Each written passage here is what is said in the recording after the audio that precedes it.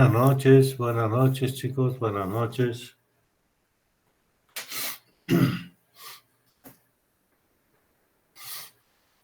Bien, Carlos Antonio, antes de directamente de entrar a la temática, hay dos previas, antes de esto, a ver, son dos imágenes, son dos casos clínicos, por favor, si está ahí, lo tienes, antes de que aparezca el título.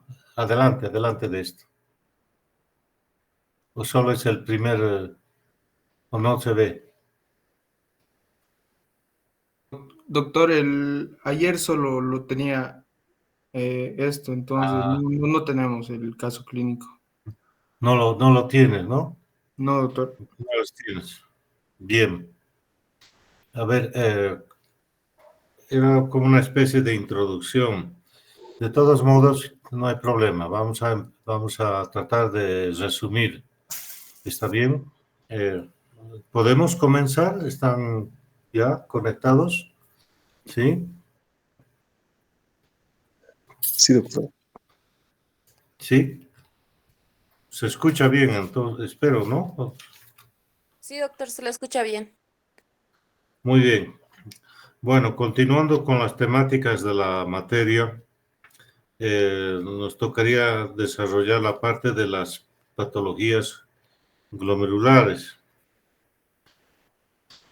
Eh, bueno, a ver si para mañana podríamos activar eso, Carlos Antonio.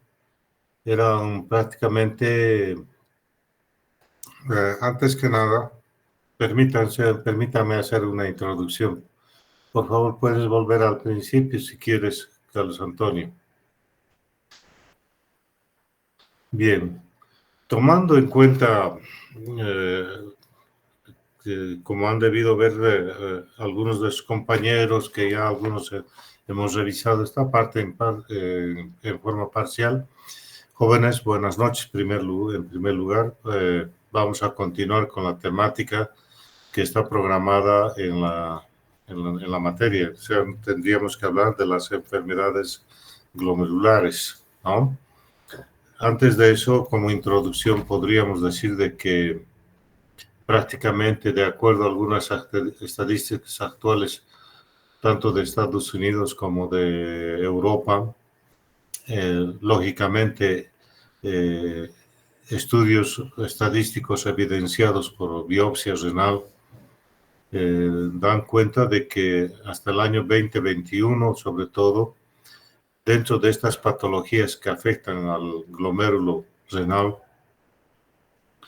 tendríamos en primer lugar a la nefropatía por IgA o Berger, enfermedad de Berger, con un 14%, a la glomeruloesclerosis focal y segmentaria con un 8.3% y a la glomerulonefritis membranosa prácticamente con un 11%. Y de estas tres frecuentes causas de glomerulopatías, en un 50% de estas enfermedades encontramos esta histología de estas tres formas de presentación de estas glomerulopatías, y donde prácticamente el síndrome nefrótico, que lo vamos a tocar, sería la forma clínica en que un mayor porcentaje se presenta en este tipo de patologías, donde pues la glomerulonefritis por IgA, más frecuente en jóvenes, ¿no es cierto? Las formas membranosas en adultos, junto con las vasculopatías también, que son más frecuentes en gente de más edad, por encima de los 65 años. Y donde pues prácticamente para el diagnóstico, esto es una cosa que debemos conocerla muy bien, que para el diagnóstico, para el pronóstico, para la evolución y para el tratamiento, lógicamente aquí el pilar es la biopsia renal, como se dice el gold estándar, digamos, en el diagnóstico para estas patologías es la biopsia renal. ¿Sí? Y de acuerdo a su evolución, Si queremos intentar una clasificación, podríamos decir que se las puede agrupar por la forma de la evolución clínica que tienen. Vamos a decir de una forma aguda, una forma subaguda y una forma crónica, ¿sí? En la forma aguda, lógicamente, la clínica que va a acompañar, o el cuadro clínico que acompaña en las formas agudas de glomerulonefritis es bastante significativa o clara, ¿no es cierto? Donde pues la característica va a ser la hematuria, la proteinuria, el edema, la hipertensión arterial e inclusive la insuficiencia o disminución de la función renal. En cambio, en las formas subagudas, prácticamente la clínica ya no es tan clara, digamos así, y por lo tanto puede llevar a errores interpretativos. Lógicamente que si estas formas subagudas se las deja sin un manejo precoz, digamos así, o diagnóstico precoz, pueden progresar al deterioro de la función renal en las siguientes semanas o meses inclusive, y no se encuentra una mejoría clínica. Y la otra serían las formas crónicas de estas enfermedades, las cuales van a evolucionar en meses o años, ¿sí? Que pueden cursar con hematurias de grados variables o episodios de agudización de la hematuria, podríamos decir, con periodos asintomáticos, con una proteinuria que puede ser progresiva a la larga, con una hipertensión y finalmente una insuficiencia renal que va a llevar lógicamente a la cronicidad. ¿Sí? En cuanto a la parte histológica, podríamos decir, para que simplificar un poco y la mejor comprensión por parte de ustedes, tenemos que se les ha agrupado en dos: las glomerulopatías proliferativas o glomerulonefritis proliferativas. Lógicamente se van a caracterizar por un aumento de la celularidad a nivel de los glomérulos, ¿no? Infiltrados inflamatorios, componentes de radicales, cininas, etcétera.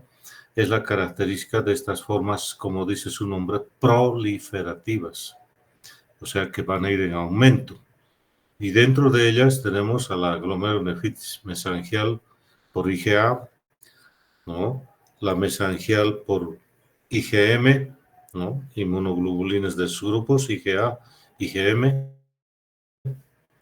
La glomerulonefritis membrano proliferativa, ¿ve? Los nombres ya nos están orientando cuál va a ser la evolución de estas patologías. La otra está la postestreptocócica o también endocapilar difusa.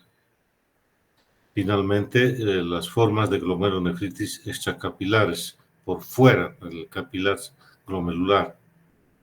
Y en el segundo grupo de las no proliferativas, o sea que no hay aumento de la celularidad y de otras estructuras a nivel de los glomérulos, ¿sí? Tendríamos la glomerulonefritis por cambios mínimos, que es bastante frecuente en los niños.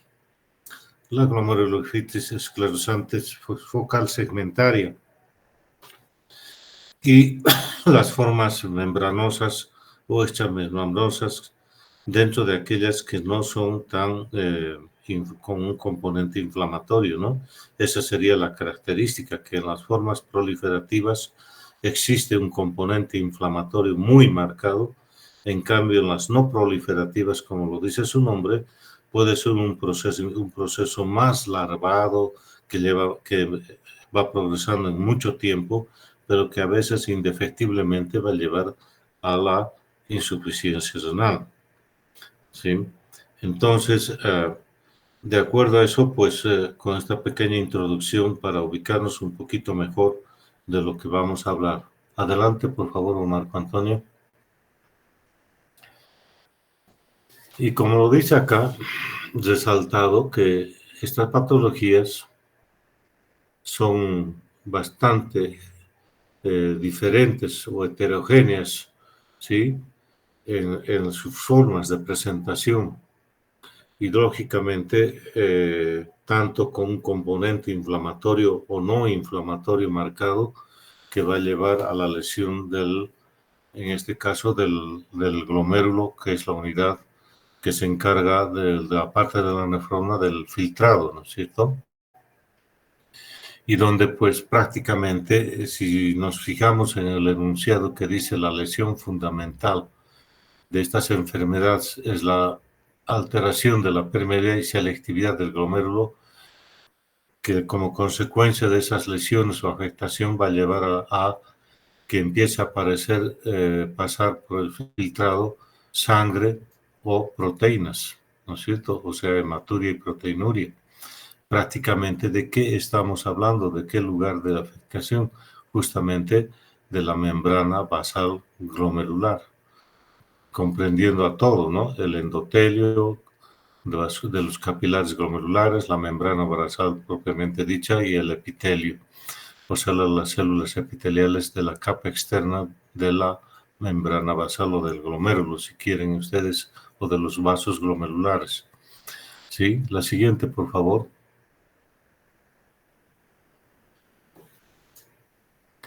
Otra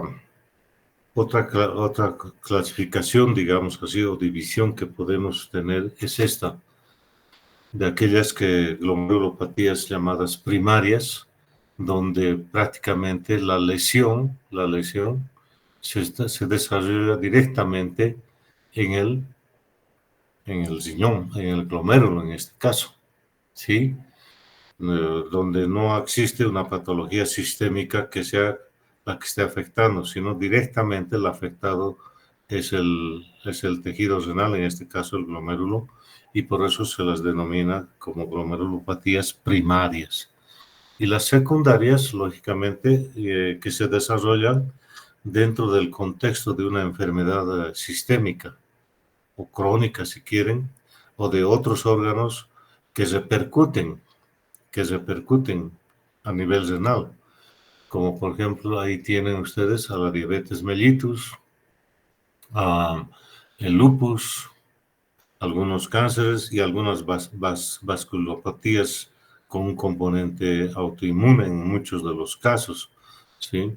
Esto también nos hace pensar de que infecciones, por ejemplo, por algunos agentes tóxicos, fármacos, etcétera, podrían ser los causantes de estas formas secundarias de afectación del glomérulo, ¿no? Entonces, prácticamente, por ejemplo, ahí mencionamos a la glomerulosclerosis focal segmentaria, muy asociada, por ejemplo, a los pacientes dislipidémicos obesos, ¿sí? Entonces tendríamos estas dos formas, una forma primaria y una forma secundaria. Desde luego, ¿para qué interesaría esta división? En que prácticamente en la secundaria, sobre todo, para el tratamiento, lógicamente tenemos que ir a tratar la causa, ¿no? O sea, la enfermedad de base que tiene el paciente a nivel sistémico. Por ejemplo, si es un cardiópata, si es un diabético, entonces tenemos que enfocar primero, orientar nuestro manejo directamente a esta causa, porque como vamos a ver seguramente en las siguientes sesiones, por ejemplo, el síndrome cardiorrenal se va a presentar justamente en pacientes en los cuales hay un déficit de la función cardíaca, ¿no? En los pacientes que tienen un cierto grado 2 a 3 de insuficiencia cardíaca, el compromiso renal se va a dar a veces de esta forma, ¿sí? Entonces, en estas formas secundarias, aparte de manejar, digamos, la parte renal misma, tenemos que enfocarnos también en el mejor control y tratamiento de la enfermedad de base. La siguiente.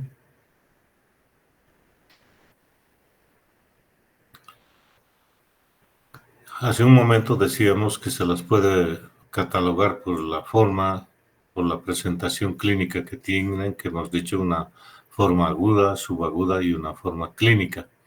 Y lógicamente, la segunda parte, la histología que presenta en la biopsia la estructura del parénquima renal, en este caso la afección, ¿no? Y el estudio digieren histopatológico o anatomopatológico de la biopsia renal contempla estas tres evaluaciones, ¿no? Someter la biopsia a una microscopía óptica, a una otra herramienta muy útil, la inmunofluorescencia, y finalmente la microscopía electrónica. Como seguramente ya la doctora Avilés tal vez les ha adelantado, en nuestro medio, hasta hace muy poco tiempo, digamos así, unos 3, 4 o 5 años, solamente teníamos opción de hacer la microscopía electrónica o óptica, perdón, ¿no? No teníamos ningún laboratorio de patología que haga inmunofluorescencia y peor aún microscopía electrónica. Creo que en el país hasta ahora no hay ni un microscopio electrónico, ¿sí? Lo que se tiene ahora por lo menos ya es además en 3 o 4 centros la posibilidad de hacer el estudio de inmunofluorescencia en estos pacientes con estas patologías. ¿Sí? Adelante. Bien.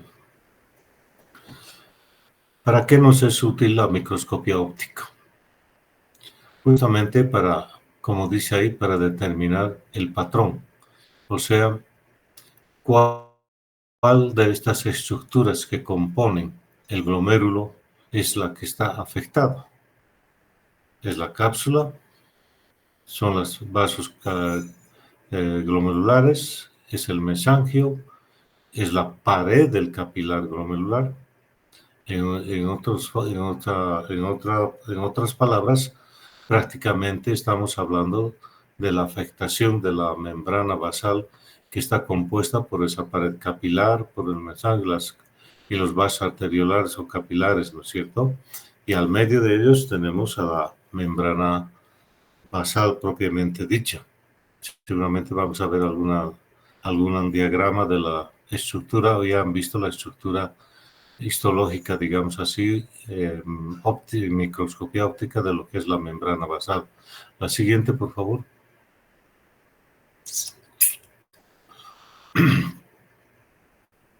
Y aquí, si quieren así, una especie no de estadiaje, sino también para poder diferenciar algunas de estas patologías glomerulares. Y como van viendo ustedes, fíjense que la agresión, no todas ellas afectan de la misma forma, ¿sí? Y ahí tenemos lesiones que pueden ser en forma difusa, como dice ahí, que afectan varios glomérulos, o en forma focal o localizada, digamos así, que solamente algunos glomérulos son afectados. O también pueden ser partes del glomérulo. O sea, una parte, por ahí tenemos la glomerulosclerosis focal segmentaria, dice, ¿no? Ahí está, una parte del glomérulo es la afectada. O finalmente difusas, como dice aún adelante, o globales también, que se utiliza estos términos. Luego, las lesiones, de acuerdo a lo que ya hemos visto antes, hemos visto que pueden ser con proceso inflamatorio agudo, o sea, estos se van a caracterizar por esa hipercelularidad de infiltrados inflamatorios, cininas, etcétera, que van a caracterizar la presentación clínica de algunas glomerulopatías, como ya hemos mencionado al comienzo, y otras prácticamente que van a ser más de tipo inflamatorio inclusive, ¿no? Pero dependiendo mucho del grado y del tiempo de evolución en el cual se ha desarrollado la agresión, ¿sí? Finalmente, una lesión que lamentablemente es muy, como les diría, de mal pronóstico para el paciente o para el tejido renal, es el encontrar el tejido fibrosado ya a nivel de los glomérulos. Sí, perdón un momentito.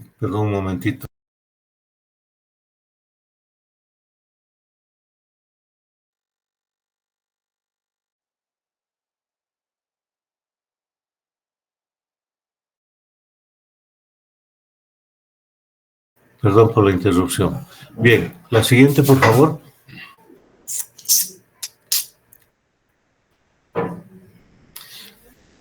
Esta segunda herramienta que es la inmunofluorescencia, ¿no? Entonces, es como una especie de tinción donde se va a utilizar estas sustancias que con cambios de intensidad de luz y demás se hacen algunas sustancias fluorescentes, ¿no?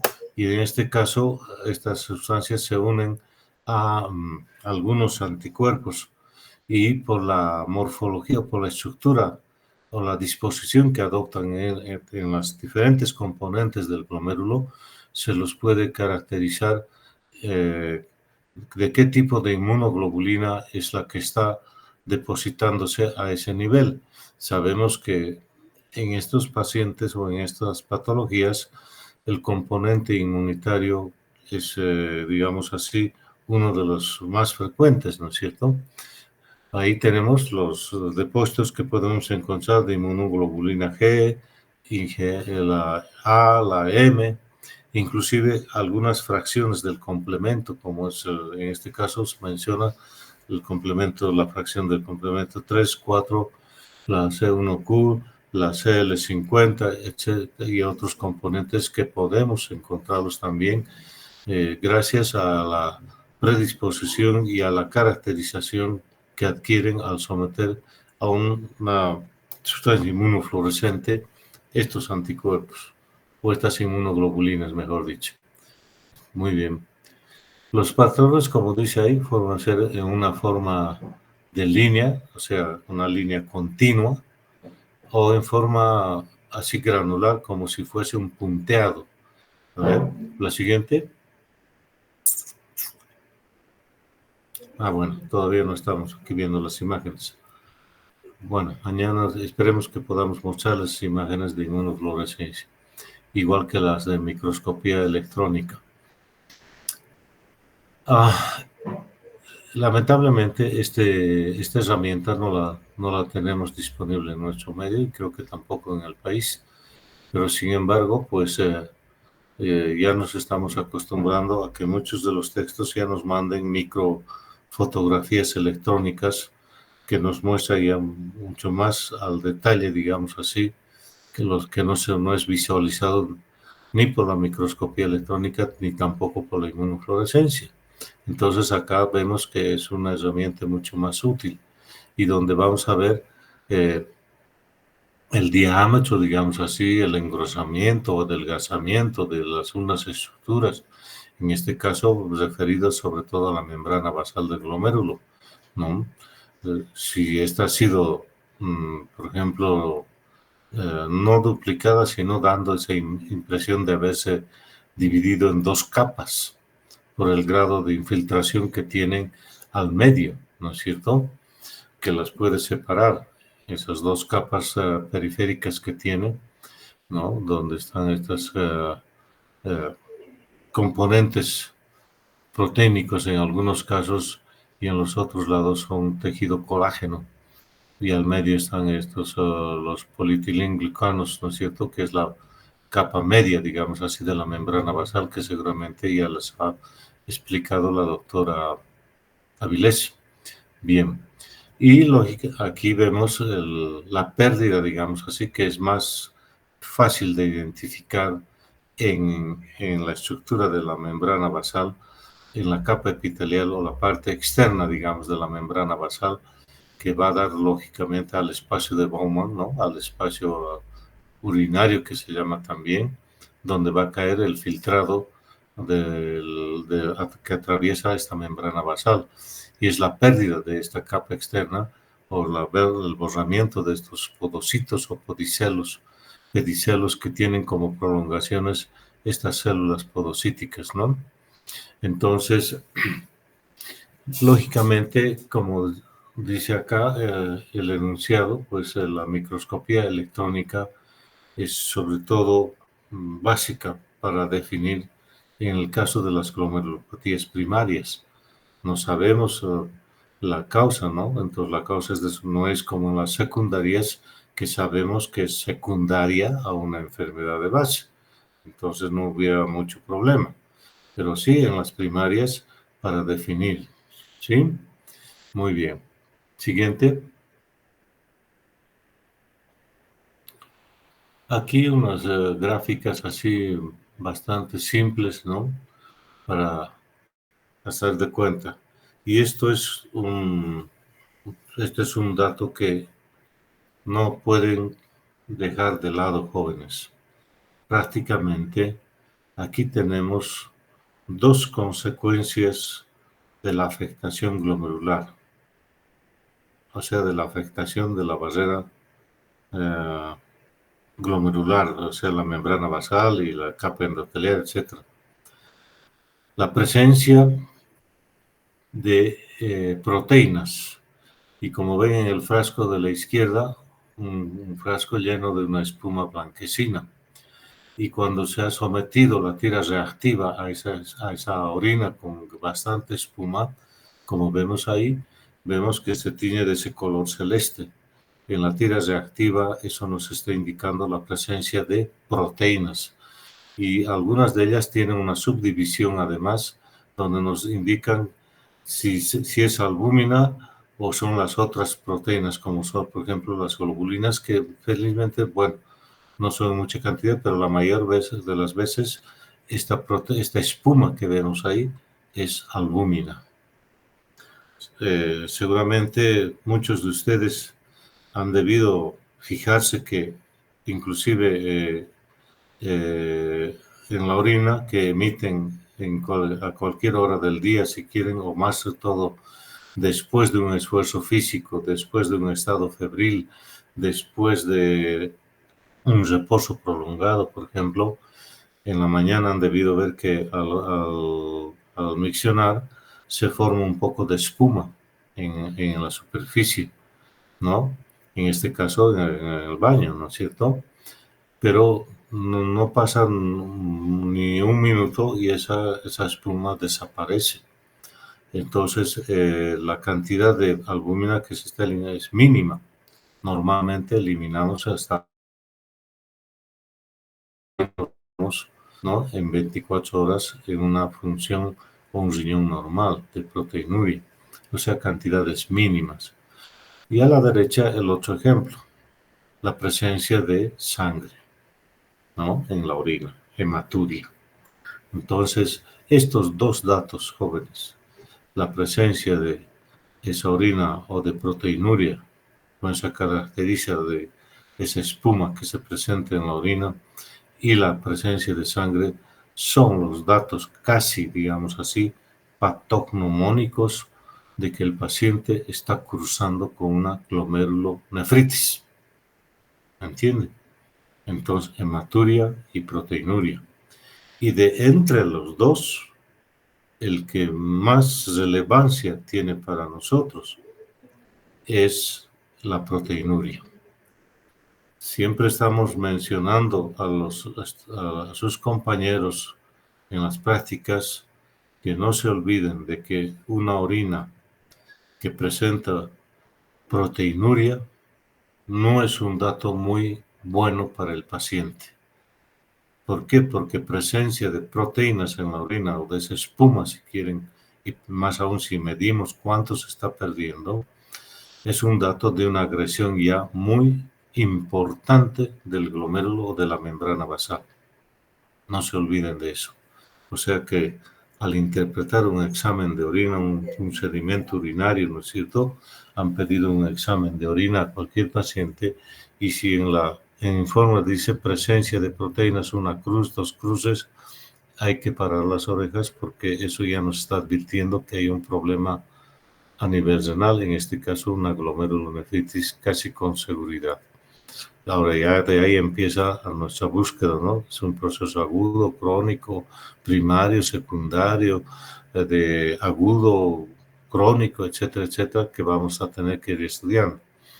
En cuanto a la presencia de la sangre, no nos olvidemos también que, sobre todo, si en ese examen de orina nos dicen que hay presencia de glóbulos rojos en la orina, pero si nos dicen que hay glóbulos rojos que están deformados, crenados, dismórficos, dice, ¿no? Con una morfología alterada, casi con seguridad es una glomerulonefritis. Otro dato importante.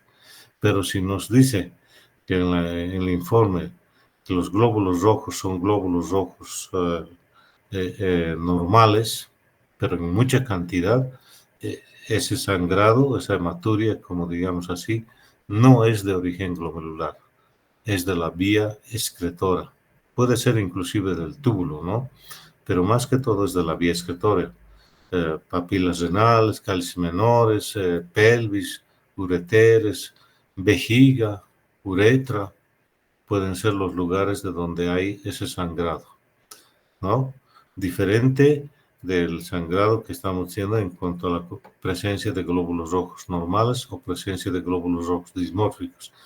Y otro dato que algunos consideran también junto con la hematuria y la proteinuria es la presencia de cilindros eritrocitarios o de glóbulos rojos como otro dato patognomónico de una glomerulonefritis.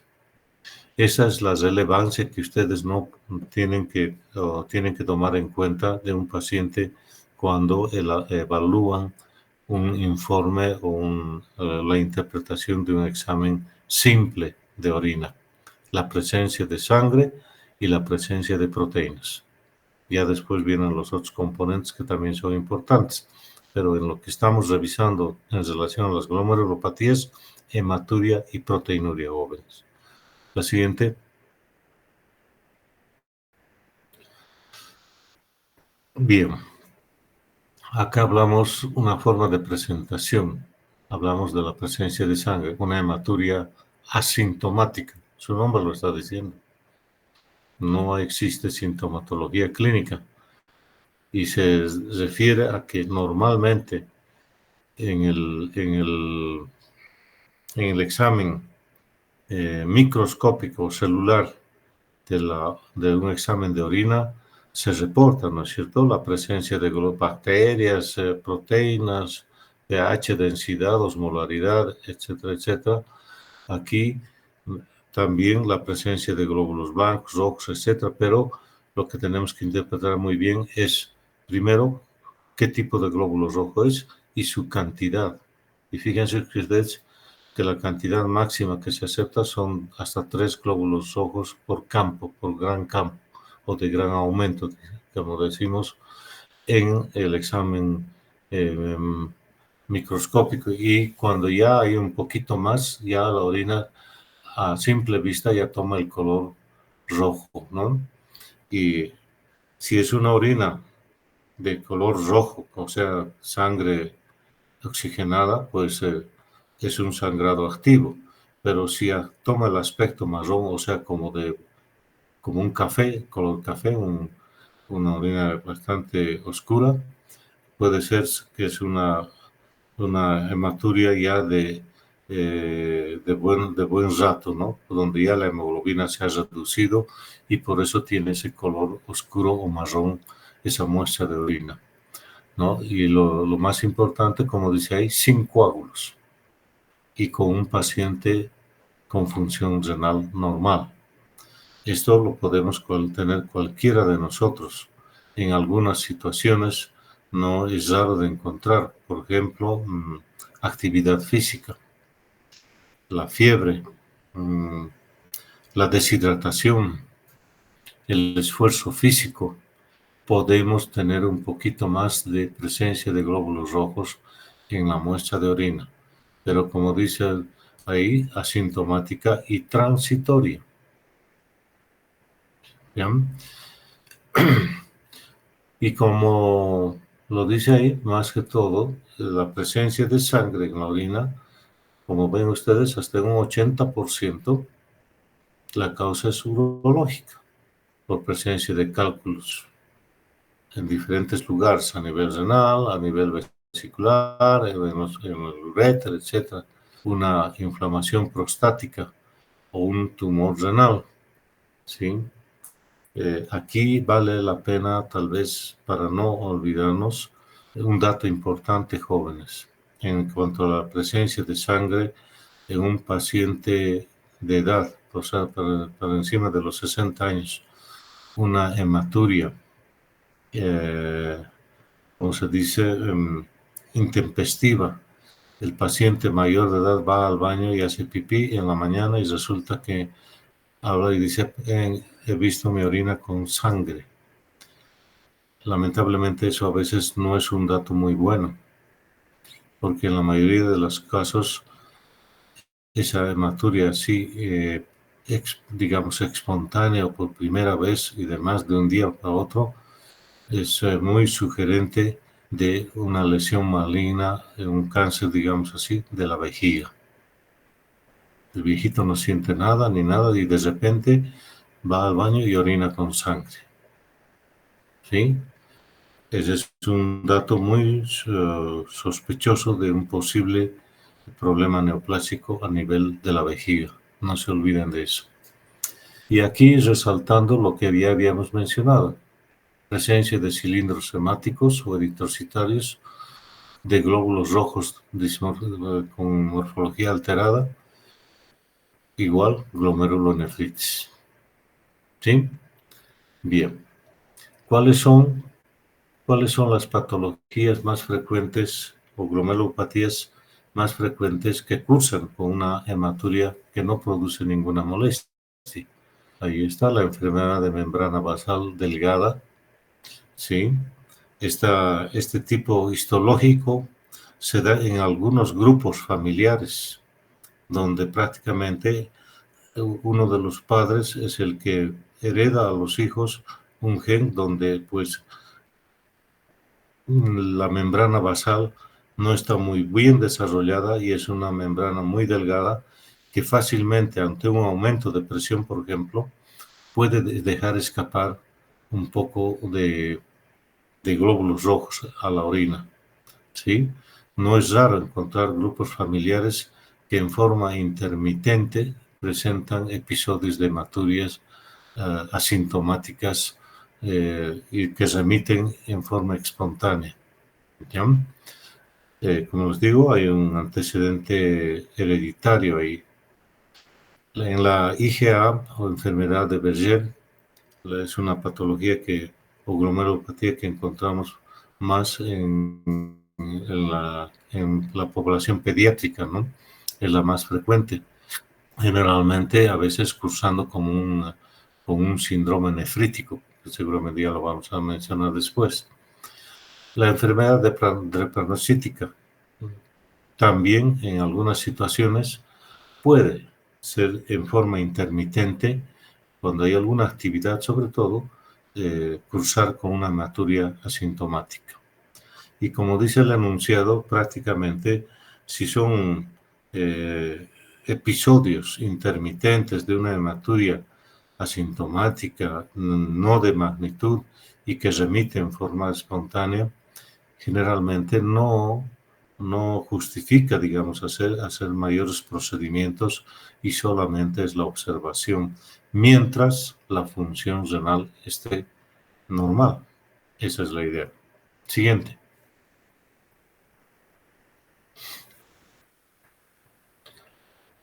Vamos al otro lado, a la proteinuria. ¿Sí? O sea, es esa proteinuria donde la pérdida de proteínas por la orina no llega a ese rango nefrótico, que son más de 3,5 gramos de proteínas que se pierden en una orina colectada en 24 horas. Hace un momento les dijimos que la cantidad normal, aquí está, ¿no? De 150 miligramos es la cantidad de proteínas que se puede perder normalmente en 24 horas, de 30 a 150 miligramos. en 24 horas, como una proteinuria, digamos, fisiológica, digamos así, ¿ya? Pero si esta sobrepasa esa cantidad de los 150 miligramos y que puede llegar a esos 3 gramos o más, lógicamente ya es una proteinuria masiva, digamos así, o severa, lo que caracteriza sobre todo al síndrome nefrótico, ¿sí? Proteinuria, no se olviden, síndrome nefrótico, lesión pero severa a nivel del glomérulo, la presencia de proteínas en la orina. Estamos repitiendo que eso no tienen que dejar pasar por alto en su práctica futura clínica que van a tener. No tienen que descuidarse de ese aspecto al interpretar un examen de orina, ¿sí? Ahora, normalmente en la actualidad se usa bastante el cociente albúmina o proteinuria creatinina, ¿sí? Y donde vemos que pues la proteinuria que se va a perder son cantidades mínimas, menos de 200 miligramos, ahí visto, 150 miligramos, o que puede llegar hasta un rango de 3 gramos, ¿sí? Por 1 gramo de creatinina. Ya son datos que nos están hablando de un compromiso muy severo a nivel del glomérulo, sobre todo, ¿no? Y ahí están las causas.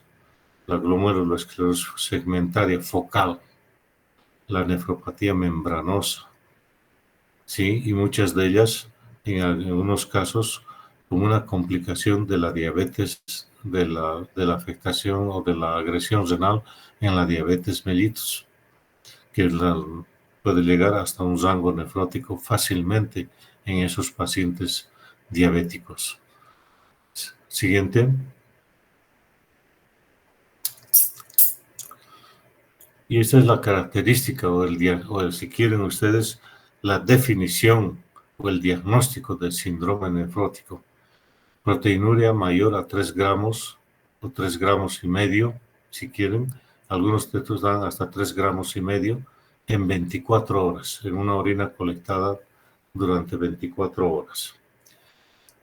Baja de albúmina, hipoalbuminemia. Claro, si se está perdiendo la albúmina por la orina, va a haber hipoalbuminemia menor. Algunos dan de 2.5 hasta 3.5. Menor de eso, ya consideran como hipoalbuminemia a nivel plasmático.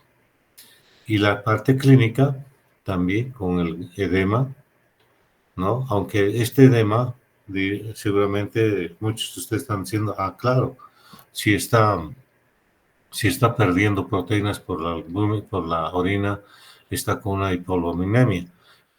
Y si hay hipoalbuminemia, disminuye la presión coloidosmótica o oncótica del plasma y por lo tanto predomina la presión hidrostática dentro de los vasos sanguíneos y aumenta la salida de líquidos al intersticio, ¿no es cierto? Y eso es el edema. Pero en estos pacientes no siempre esto es tan así. La mayoría de las veces se debe ¿a qué? A que como hay una depresión de albúmina, la presión arterial también va a disminuir. Por lo tanto, habría más liberación o producción, si quieren, de aldosterona, que aumentaría la retención, aumentaría la reabsorción de sodio y, lógicamente, de agua, aumentando el edema. Como verán, no es solamente por la hipoalbuminemia el edema que se produce o se observa en estos pacientes. En cuanto a la hipercolesterolemia y la lipiduria, esto se entiende por qué. Porque al haber una pérdida tan grande de proteínas, el hígado trata de sintetizar más albúmina o de generar más albúmina y en ese tren también se estimula la producción de colesteroles o derivados del colesterol, ¿no? Fosfolípidos y demás, que llevan a esa hiperlipidemia y lipiduria en estos pacientes, ¿sí? Ese es digamos así, la definición, digamos, o concepto de síndrome nefrótico. Entonces aquí nos damos cuenta de que el diagnóstico de síndrome nefrótico no es solamente clínico, sino también laboratorial. Y las complicaciones, lógicamente, al perderse tanta proteína por la orina, ¿qué se está perdiendo? La materia prima para la formación ¿de qué? De los anticuerpos. Por lo tanto, mayor riesgo de infecciones en estos pacientes que se convierten en pacientes inmunodeprimidos, ¿sí? Y las infecciones oportunistas están rondándoles. La hipercoagulabilidad, ¿por qué?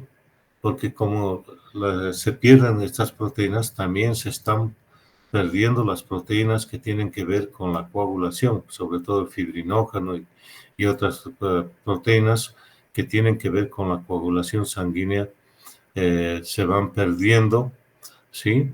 Y lógicamente el proceso de la hiperlipidemia, ¿qué va a dar lugar? A la arteriosclerosis, ¿no es cierto? Otra característica. Y entre estas causas de pérdida de este síndrome nefrótico o que se instale un síndrome nefrótico, ahí están. Dentro de las primarias está glomerulonefritis de cambios mínimos, ¿sí? Que muchas de ellas están en gente joven, ¿sí? A veces en niños, pero también se presenta en adultos. Y lógicamente la glomerulosclerosis focal y segmentaria, dentro de las glomerulopatías primarias. Y en las secundarias, la diabetes. La diabetes. Evidentemente la amiloidosis, el mieloma múltiple nos pueden llevar a estas situaciones, pero dentro de las secundarias, la diabetes. Como seguramente ya saben, ¿no? Que la primera causa de insuficiencia renal crónica al momento en todo el mundo y en nuestro medio es la diabetes. Y ahí está una complicación más a la cual va a dar lugar la presencia de una diabetes mal controlada en un paciente, a evolucionar a un síndrome nefrótico. ¿Sí? Vamos, la siguiente. A su contraparte, digamos así, tenemos el síndrome nefrítico. Nefrítico. Este cuadro, esta glomerulopatía que cursa con, hemos dicho, con un proceso inflamatorio importante, como decía ahí un momento, proliferativa del moto, y donde pues en la microscopía vamos a tener la presencia de hematuria con esos glóbulos rojos dismórficos, cilindros hemáticos, hipertensión arterial. Una característica que también diferencia al síndrome nefrítico del nefrótico es la disminución de la tasa de filtrado glomerular. En el síndrome nefrótico, todavía hasta grados muy avanzados del síndrome nefrótico, la función renal todavía se mantiene y la filtración se mantiene. En cambio, acá en el síndrome nefrítico es una caída brusca de la función renal o aguda, si quieren, de la función renal, que puede acompañarse de proteinuria, sí, pero no en los grados nefróticos, menos, ¿no? 1,5 gramos, 2 gramos, etcétera, pero no llega la proteinuria a un rango nefrótico. Y lógicamente el edema secundario a esa retención de volumen que se está produciendo, y la hipertensión. Ahí tenemos las formas clínicas de presentación de estas glomerulopatías, la postestreptocócica o postinfecciosa que se llama, patologías, ahí está, la endocarditis bacteriana, abscesos, ¿sí? Un paciente con sepsis, por ejemplo, no podemos descartar los pacientes quemados, ¿sí? Pacientes quemados, ahí está la nefritis lúpica, en una situación de actividad o crisis de la enfermedad lúpica, ¿no? O activación de la enfermedad, una complicación que hacen estos pacientes es un síndrome nefrítico en muchos de ellos. Y las vasculopatías, ¿no? Algunas vasculopatías de causa autoinmune, ¿no? Ahí tenemos las púrpuras, las vasculopatías con un componente autoinmune bastante frecuentes, que no son raras, ¿sí? Y lo que está remarcado acá, fíjense ustedes, la evolución rápidamente progresiva, en días o semanas, ¿sí? Hacia una glomerulonefritis rápidamente progresiva. Y fíjense la complicación final, la insuficiencia renal crónica. Este dato es lo que ustedes también tienen que tomar en cuenta, porque muchas de esta afectación glomerular se da en gente joven como ustedes. ¿No? La siguiente.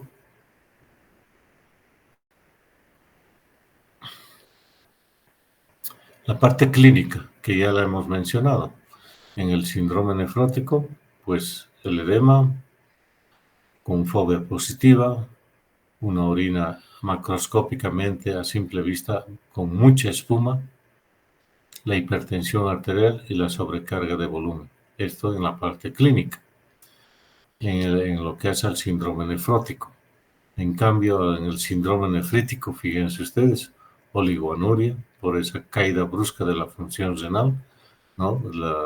La filtración glomerular, y como cae esa función, no hay buena depuración y se acumulan esas toxinas urémicas que llamamos, y algunos pacientitos, porque esto no es raro de ver en los niños, el síndrome urémico, ¿no? Caracterizado por náuseas, vómitos, disneas, dolor de cabeza, falta de apetito, hipertensión, anasarca, fíjense, ese grado de edema generalizado que llegan a alcanzar algunos de estos pacientes que cursan con un síndrome nefrítico. Estos exantemas no son raros de ver, de ser vistos en algunos pacientes, sobre todo secundarios a procesos infecciosos. ¿Sí? Aparecen estos exantemas, la fiebre o la afectación pulmorrenal, que también, como es el good pasture, ¿no es cierto? Afectación no solamente a nivel renal, sino también a nivel pulmonar. Mucho de esto lo hemos visto cuando, y deben saberlo. ¿Hay alguno que pueda decir? ¿Se anima? Un síndrome pulmorrenal. ¿Cuándo hemos visto una afectación de esa forma? ¿Alguien? Carlos Antonio, a los chicos del grupo, sobre todo, ¿nadie? No está bien, jóvenes. Esta situación de la afectación pulmorrenal o renopulmonar, si quieren, inclusive con afectación cardíaca además, se lo hemos pasado en estos pacientes que han sufrido ese distrés respiratorio agudo durante el COVID. Son los pacientes que han llegado a terapia intensiva. Ahí están. Muchos de ellos han hecho un síndrome nefrítico, que inclusive, aún usando terapia sustitutiva, no se los ha podido compensar, no se ha podido mejorar esa situación clínica y muchos de ellos han fallecido.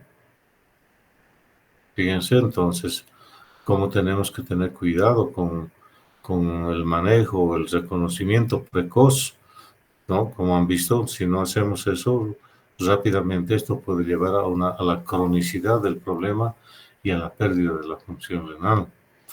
Y ahí abajo está infecciones de vías aéreas superiores reciente, una faringitis, amigdalitis, odontitis, otitis, etcétera, etcétera, una infección cutánea que puede ingresar por ahí algunos estreptococos que tienen trofismo, digamos así, por el tejido renal o por las válvulas cardíacas, ¿no? La fiebre reumática, por ejemplo, ¿sí? Que afecta a estos tejidos, ¿sí? Muchos medicamentos, ¿no? Que algunos lo llamamos nefrotóxicos inclusive, y que cada vez la lista de estos fármacos va en aumento. Ni qué decir de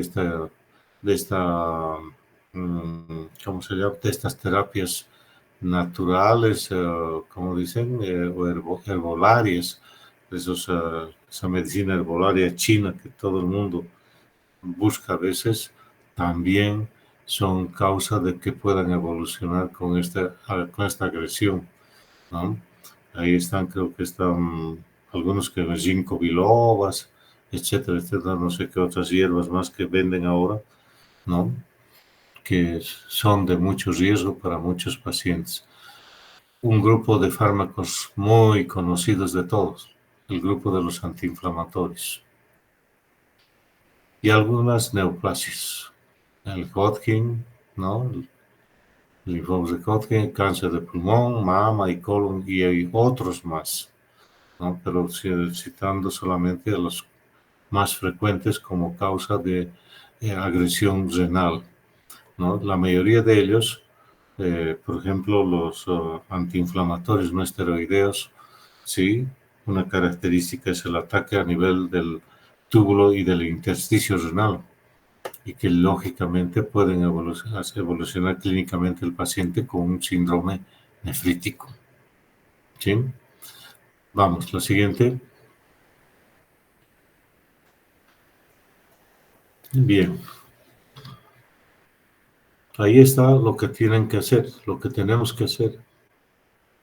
Si se fijan ustedes, no son exámenes complejos. Un simple examen de orina a nivel sanguíneo. Si quieren, pueden medir también la creatinina tanto en plasma como en orina, no hay problema, una creatinuria, pero más urgente es medir la creatinina en sangre, el nitrógeno ureico o no, la urea, si quieren, medir la cantidad de proteínas en plasma, un cultivo, si consideramos que hay de por medio un posible foco infeccioso, sobre todo a nivel del tracto urinario, una ecografía renal para ver la imagen que podemos ver así macroscópicamente, o sea, la foto de una ecografía de un riñón, ¿no es cierto? Vamos. Y ahí está la simplicidad de estas evaluaciones, ¿no? El examen simple de orina. Ahí vemos esas placas que vemos en esa imagen derecha, cilindros hialinos, cilindros granulosos, el que también encontramos en una lesión severa es el cilindro serio, que es la imagen C, creo que es sí, la C, y la D, ahí está un cilindro eritrocitario. ¿Típico de qué? De una glomerulonefritis aguda. Así, sí. Y si pudiéramos, ¿cómo se llama? Desestructurar ese cilindro, seguramente encontraríamos que todos los glóbulos o la mayoría de ellos están deformados, destruidos, ¿no? Atípicos, etcétera, etcétera, característico de que ese glóbulo rojo al pasar por la membrana basal que está afectada se ha deformado, se ha destruido inclusive y formando estos cilindros, ¿no? Entonces ahí vemos que la práctica simple, miren, con un examen simple de orina. Y aquí en los cuadritos que nos muestran son todo lo que podemos medir con esas tiras reactivas que ven arriba al introducirlas en una muestra de orina y comparar con la coloración que adquieren cada uno de ellos. Van a adquirir diferentes colores para decirnos aquí hay presencia de proteínas, de glucosa, de glóbulos blancos, de estereasa bacteriana, etcétera, etcétera, ¿no? Y otros componentes también que se pueden medir, el pH, por ejemplo, ¿no? La presencia de proteínas, etcétera, que se pueden medir con estas tiras reactivas. La siguiente.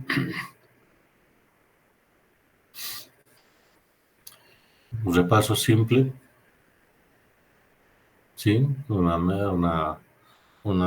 control de la función renal así rápidamente, midiendo la tasa de filtrado y la concentración de la creatinina como un marcador, digamos así, aunque no muy fiable y muy tardío de lo que es la creatinina en plasma. Y ahí están los valores, ¿no? De 0,5 a 1,3 en el varón y de 0,3 a 1,1 en la mujer miligramos por decilitro. Y lógicamente Si estos parámetros consideramos normales, fíjense, así, como dice, mide indirectamente la tasa de filtrado. Esto, por ejemplo, vamos rápido a un ejemplo. Si la creatinina de esa persona está mostrándonos que tiene una creatinina de 1 o 1.2 miligramos por decilitro, eso significa que está dentro del rango. Y si está dentro del rango, significa que la tasa de filtrado está por encima de él, ¿no? Al 100%, si quiere. Pero si, por ejemplo, subiera a una creatinina de 1.5, ¿qué nos estaría indicando? ¿Hay alguno que quiere contestar?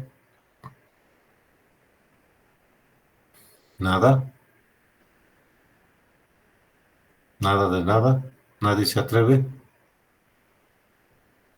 Estuviéramos indirectamente pensando que ya la tasa de filtrado está comprometida y ya no es ese 100% que decíamos, sino hasta puede ser que ha disminuido hasta un 25%. Así, un valor aproximado. Por eso dice, mide indirectamente la tasa de filtrado. Lo más específico es ir a medir la tasa de filtrado, ¿no es cierto? Con esas diferentes ecuaciones que tenemos ahora. El nitrógeno areico, igualmente, otro marcador que no es muy fiable porque se reabsorbe y se secreta de nuevo. Su síntesis, su producción no es estable, puede variar en diferentes horas del día, por lo tanto es un indicador no muy fiable, digamos así, de la función renal. ¿Sí?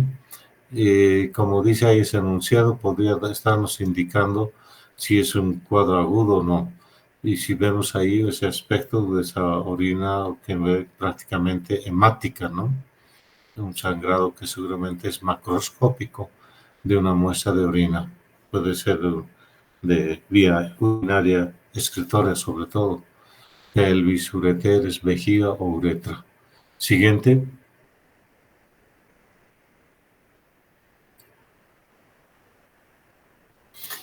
Lo que mencionábamos ya hace un momento, ¿no es cierto? En gramos. 80 dice acá, generalmente se da desde 30 hasta 150 miligramos. No vamos a pelearnos por eso. ¿Sí? En una orina de 24 horas, normalmente, si la función glomerular está conservada, esa es la cantidad de proteínas que pues, se puede encontrar en una orina de 24 horas. Y donde dice que el 30% del componente es albúmina, 30% son globulinas y este 40% proteínas tisulares. Ahí menciona la proteína de Tamm-Horsfall. ¿Alguno me puede decir de dónde se sintetiza esta proteína? La proteína de Tamm-Horsfall. Tiene otro nombre también, la uromodulina. ¿Alguien puede decir? En las células del túbulo contorneado distal. Exactamente.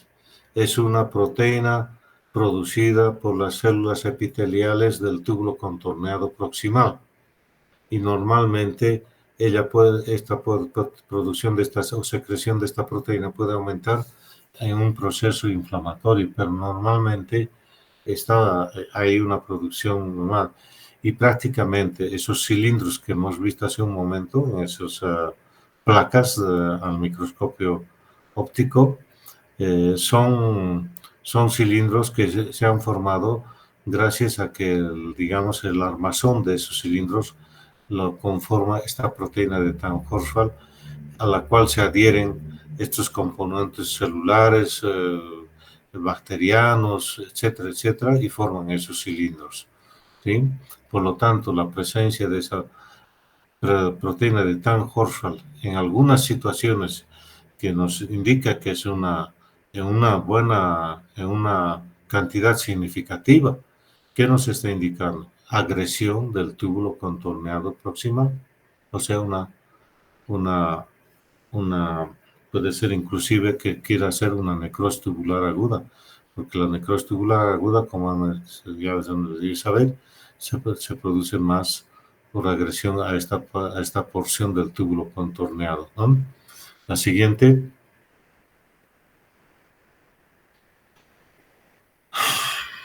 Bueno, esto ya lo conocemos, ¿no? Cuando vamos a pedir un cultivo de orina, lógicamente ante una infección y ante tal vez una terapia antimicrobiana, sobre todo por el hecho de que muchos de los agentes patógenos, bacterianos, etcétera, que infectan el tracto urinario ya son resistentes, digamos así, a muchos antimicrobianos que podríamos usar y lógicamente nos obliga a hacer un urocultivo en muchos de los casos. Siguiente. Esta es una imagen que la podemos un poquito analizar, aunque seguramente con la doctora Avilés han debido revisarlo. Arriba tenemos la ecografía, en este caso, de un riñón derecho normal, porque encima de ahí, del riñón, tenemos al hígado. Y lo que tienen que observar, jóvenes y también a los chicos del grupo, fíjense la coloración, o perdón, el color más oscuro que tiene el parénquima renal, que es como un anillo. Y en una parte al centro, la parte más clara así, que es la parte excretora, la pelvis, cálices renales, ahí está en la parte central, una coloración mucho más clara. Entonces, ecográficamente, ¿cómo describe eso el radiólogo, el ecografista?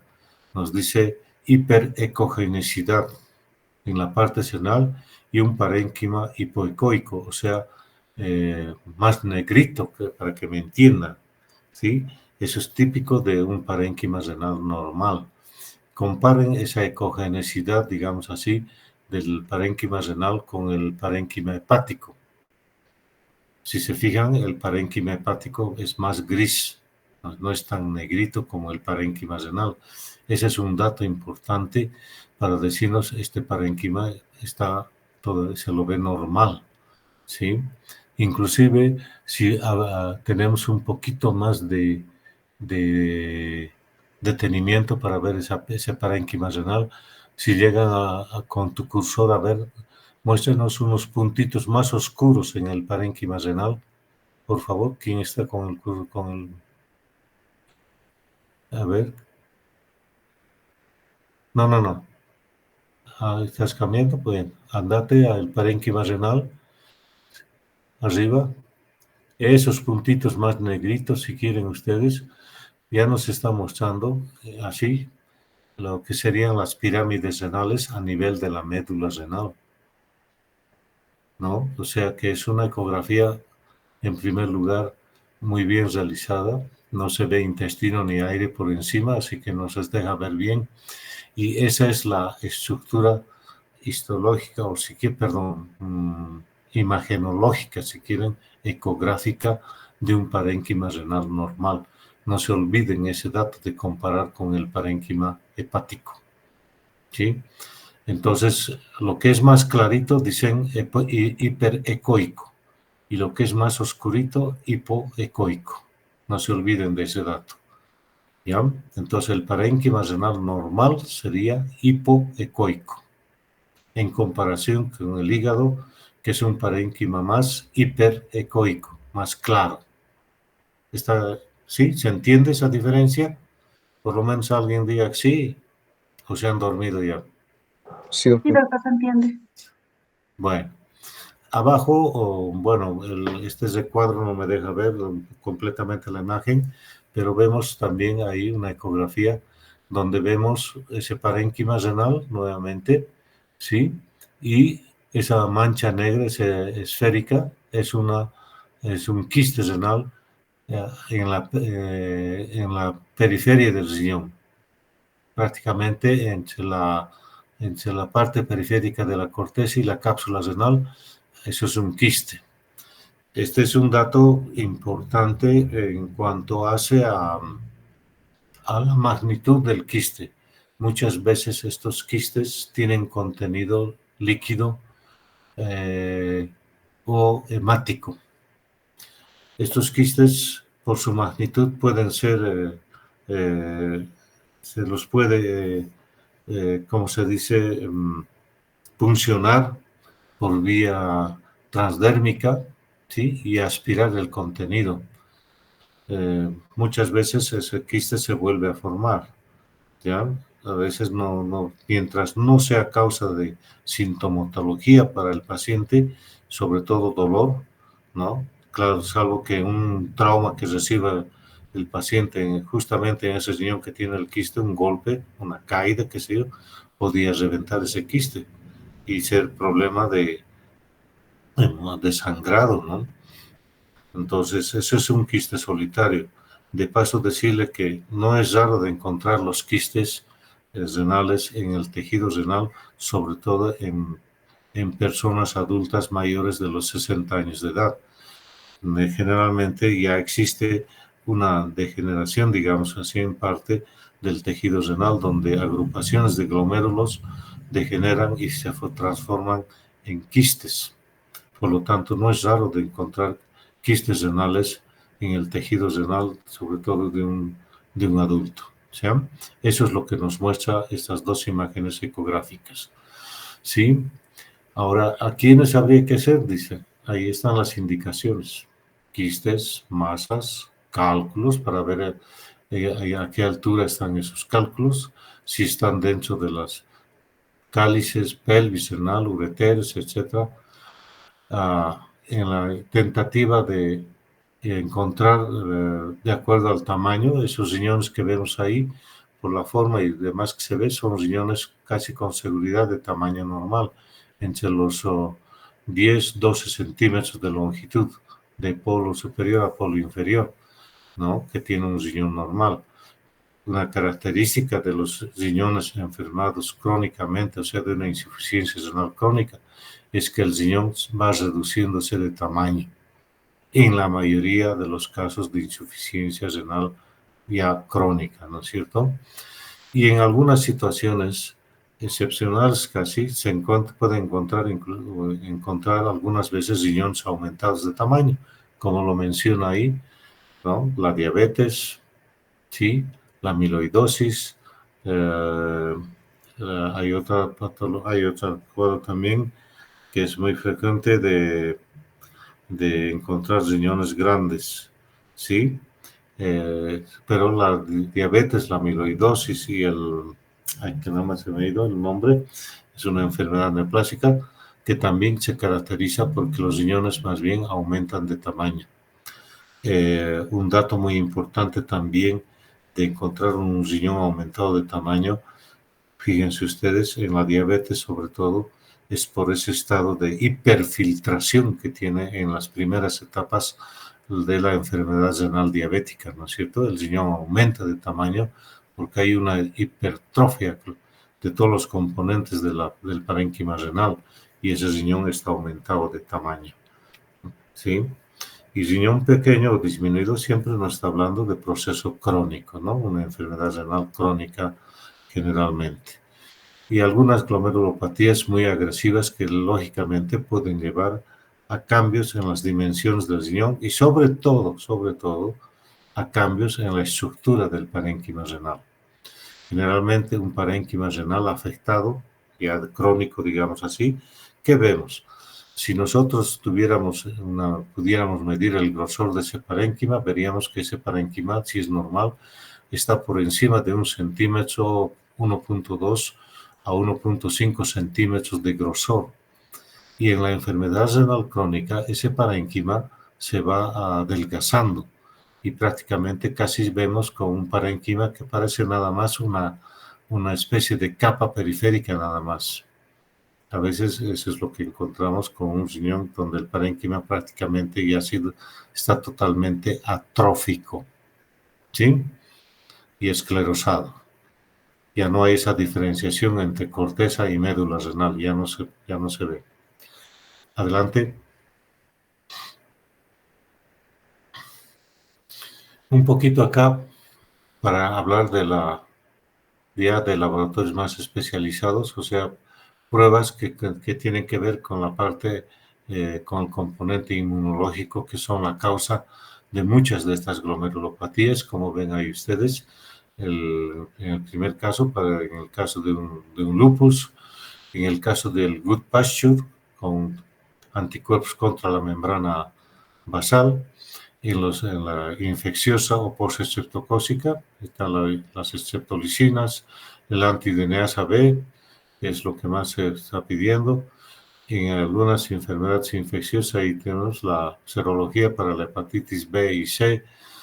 Si el paciente está cruzando con estas formas clínicas, digamos así, o histológicas de presentación de las glomerulopatías, membranosa, vasculopatías y anticuerpos contra el VIH. Prácticamente VIH, hepatitis y LES y ANAS son las pruebas casi que de rutina se piden en un paciente en el cual estamos ante un cuadro de un ataque de una glomerulonefritis. Adelante.